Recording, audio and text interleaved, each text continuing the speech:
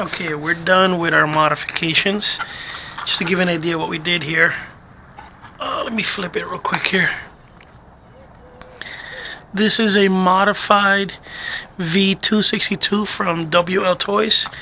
I took off the canopy, I upgraded the motors, I removed the motor covers. It's been behaving very well. And originally I had a Velcro strap straight to the camera, and it worked well for its purposes to at least test what it was doing. But then I was able to see the tips from the blades themselves, and I wasn't too happy with it, especially when I did some really fast turns, or when I was just going extremely fast forward or backwards. I was getting the jello effect from the camera. So what I did is I made this little vibration dampener from 4 little rubber dampeners that I picked up at the hobby shop. Actually, they gave it to me for free because there were spares and they didn't have any for sale. Then I went and I mounted a little camera screw at the bottom, so I'm able to screw this thing up and down. It comes with the Mobius camera.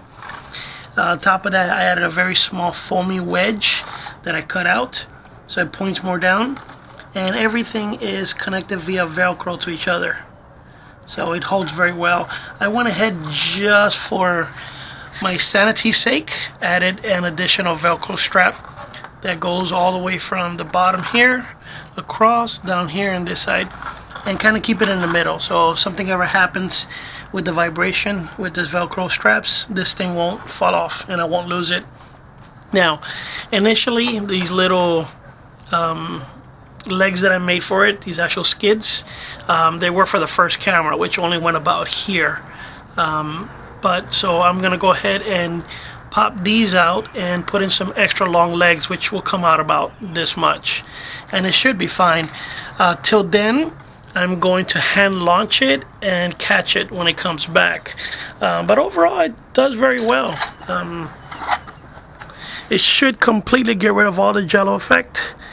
It's going to give me a more downward look. That's what I wanted. I didn't want to look too much straight. I want to be able to go pretty high and look down and see, as clear as possible.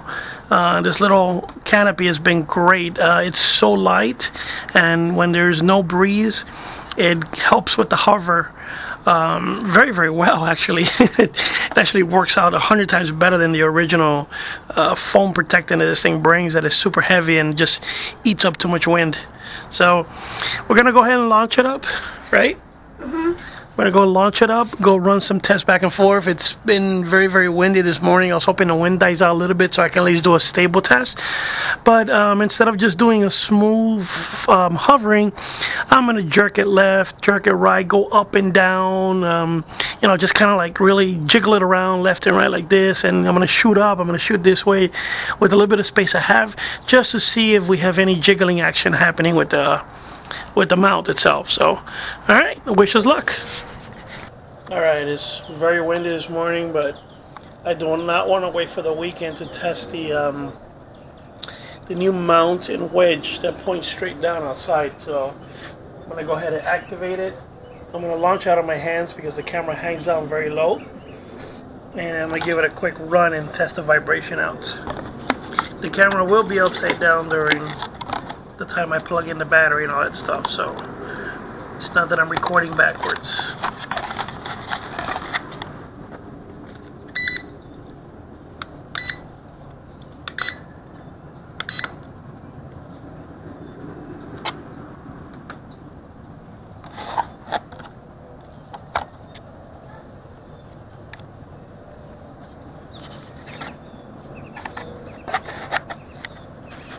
Alright. Now, since this camera hangs very low, I'm going to be doing a manual launch out of my hands. So, with this wind, it's probably going to be a little ugly. Oh, we'll see.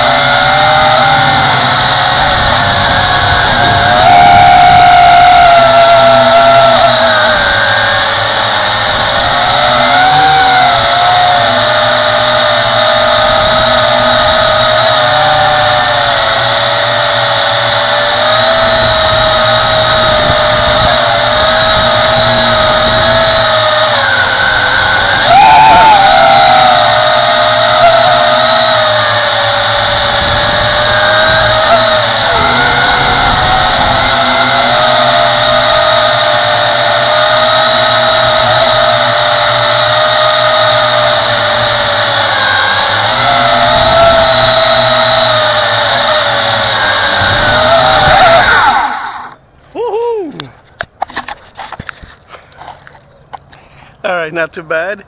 Flew it around. It was very windy, but we'll see if that camera got stable. And I ended up being able to catch it, so that's even better. Alright, just added my little tester in the back of my drone. So while I'm flying, kind of see the voltage meter, total voltage, and how much voltage per cell. So it's kind of cool. This it's a really small LED. It shouldn't drain anything. I have a second one. It's a lot smaller, and it's really just a warning beeper and a light. So depending, I mean, this one's kind of cool because you can kind of, before the warning light goes off, you can kind of see the voltage and where it's at.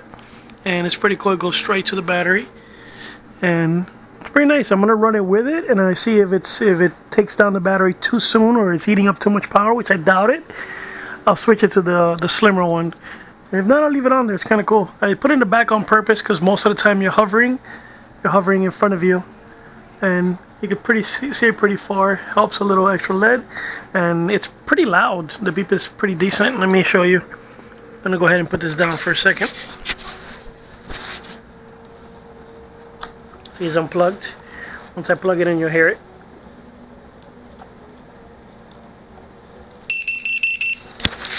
So, pretty loud. Does its job. Kind of cool. So, we'll be giving it a test this weekend.